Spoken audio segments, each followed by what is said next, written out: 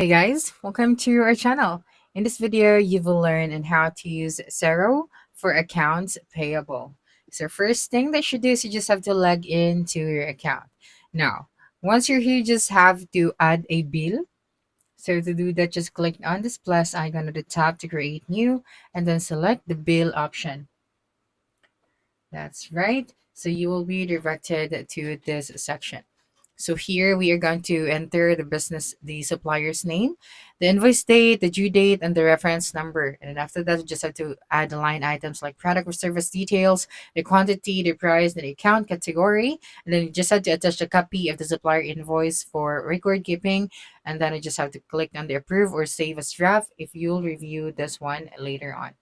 For that, you just have to add that right here and then just click on the approve option.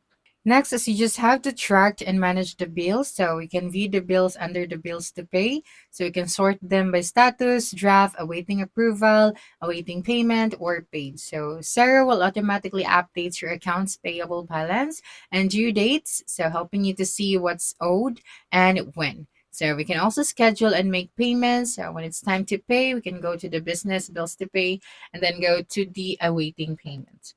All right, so here we can also, make a payment. So you just have to click on this add payment option. And then we can also see here our history entry.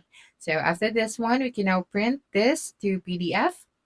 All right, so we can also select repeat for the bill option. Right, so we have this one right here again. So we just have to save this new repeating bill. All right, so that's it for this video. If you think this video helped you solve your concern, please subscribe, like this video, and leave your comment below. Bye.